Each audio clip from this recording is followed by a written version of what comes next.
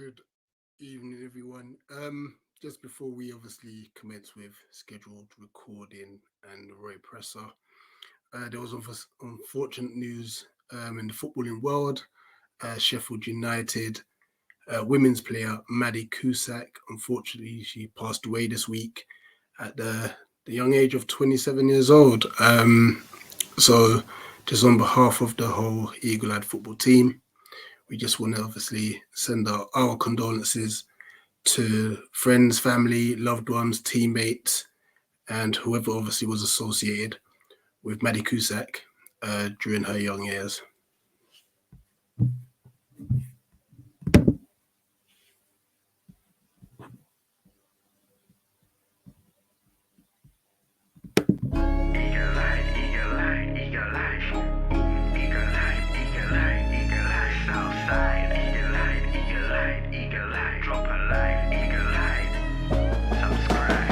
Questions to ask, RHEA campaign with the confidence rising. I told WDF don't switch, good times are coming on even deep diving. Fan cams, reactions, watch along, still the pride of London thriving. The Eagles of South, they flying. Keep your eyes on us, we ain't hiding.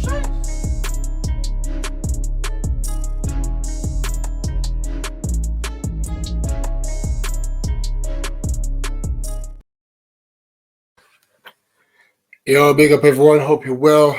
Hope you're good. Hope your week's good, been good. This is obviously the Roy Presser.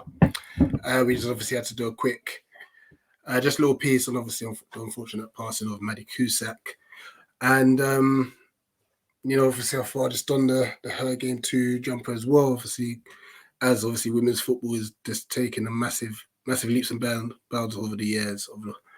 So just obviously some unfortunate sad news. But let's get into it. Let's get into the presser. So obviously the game against Fulham tomorrow, 3 p.m. kickoff, Selhurst Park. Obviously the initial comments from those in the media was just like saying, "That's good to see you back, Roy. Welcome back. Glad you're feeling better," and the like. And Roy was asked, "How was the experience watching from home last week?" Because it was horrible. The link wasn't working, so I had to listen on the radio. He said it's an experience that he would not recommend. And I guess obviously, considering that was probably the mode back in the day, but now you obviously get access to like streams and whatnot. It must have been very nerve-wracking for him to listen to, and obviously not be able to see what was happening. He was then asked, "Now that you've watched it back, what did you make of it?" And he said, "We played well. We deserved a point, and we were disappointed with the penalty decision. And that's our take on it. The performance was good." And Ray said he was also satisfied. Then he was asked, "Does it make it even more frustrating, the late goals and the VAR decision?" And I believe the report had mentioned that there's 3 goals beyond the 90th minute mark in recent games, and that will be 1 against Wolves and the 2 against Villa that are beyond the 90-minute mark. And what I said, yeah, of course, that's part of football. A large percentage of games has a decision, which affects the game. So it's just kind of like, generally saying like, look, there have been a lot of poor decisions at the moment, and it's affecting the game of football. And this obviously doesn't just come down to us. He's obviously referring to other teams and just VAR in general. He was then asked about Ayew and whether he's okay. He said, "Yep, he's fine. He's recovered from his dead leg." He also said that we've also got Mark back, which is great news. The long-term absentees are obviously Elise, who suffered a setback, and França, who's only just got onto the grass. Short-term are Lerma, Tompkins, and now, unfortunately, Hamada, which is a massive shame because I feel that tomorrow would have been a good opportunity to potentially see him, but there is no Hamada for us tomorrow. He said there was a freak accident with him where he rolled his ankle in the turf.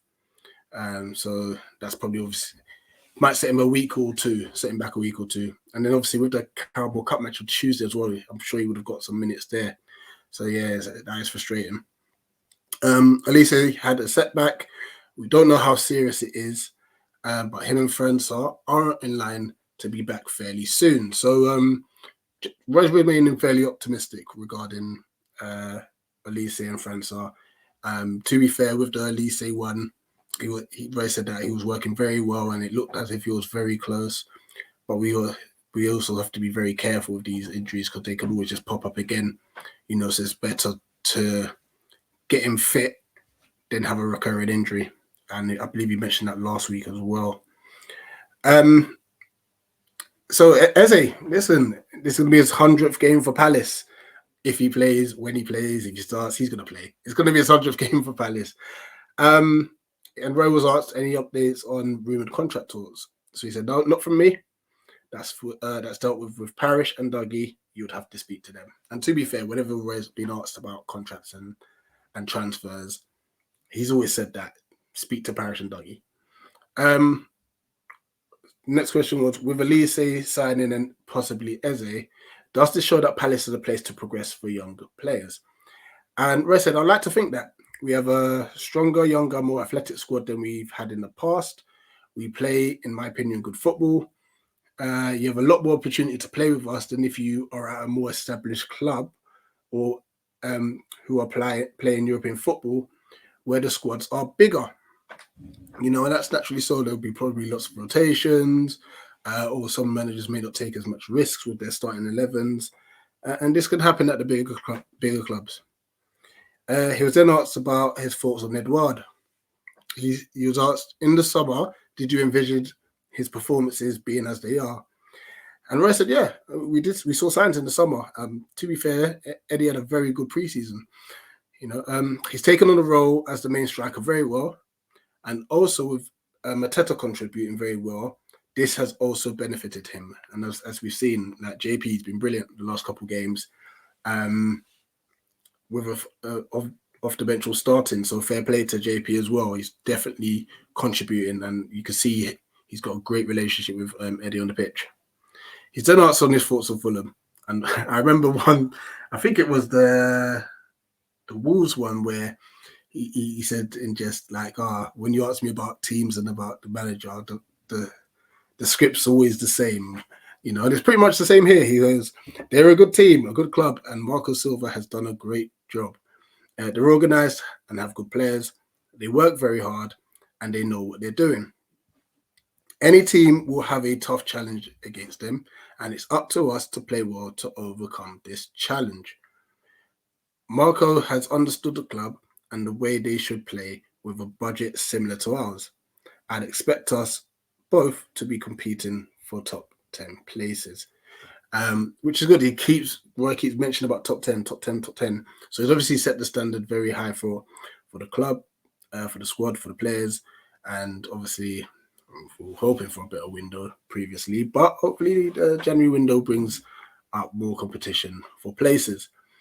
Once again, he was asked about the late goals conceded in the matches, and these next couple of questions are all more so to do with the whole aspect of this extended stoppage time. So he said, if you're not careful, you'll get me started on the penalty which cost us the game. I'm not bothered as much as about the third goal because there were 2 to 3 minutes left and we were left open trying to get back in the game. On another day, we would have had a luckier decision from the ref and come away with a point. And everyone would be saying, what a wonderful performance because Aston Villa are a good side.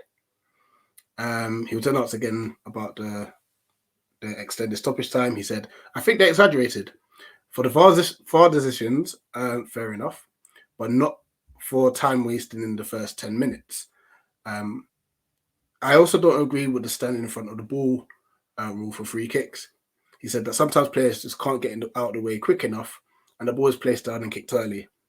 I would like the PGMOL to deal with those aspects. So just a few things that he's not really happy on regarding what's classified as time wasting and also the fact of getting out of the way of quick free kicks, because all these factors add time at the end of each half, and it's exaggerated time according to Roy. And finally, he says, does stoppage time impact how you coach with substitutions? And he said, yeah, absolutely. I normally work on a 95-minute game anyway. VAR has made a difference, though. Psychologically, players are being are going to have to deal with a possible 6 to 12 minutes being added on at the end of each half or the end of each game. And he also now is having to say to players, listen, yeah, I'm bringing you on with 20 minutes to go, but you effectively could be playing a 35-minute game, you know, so it's obviously hoping that they can get into the thick of things really, really quick, you know. So yeah, that's literally the presser in a nutshell. Obviously tomorrow the game at Sellers Park, 3 o'clock kickoff. I think we need to get 3 points in this game in any way, shape, or form. Like similar to the Wolves one, just get there, get the job done, get out. Doesn't have to be pretty. Get the 3 points. And yeah, as per usual, guys, you'll see us outside. Probably be raining, but we'll be out there with fan cams. So yeah, feel free to come and share your thoughts on the game after the match as well. As always, thanks for the support. Please, guys, like, share, subscribe. And one final reminder, obviously, rest in peace, Maddie Cusack.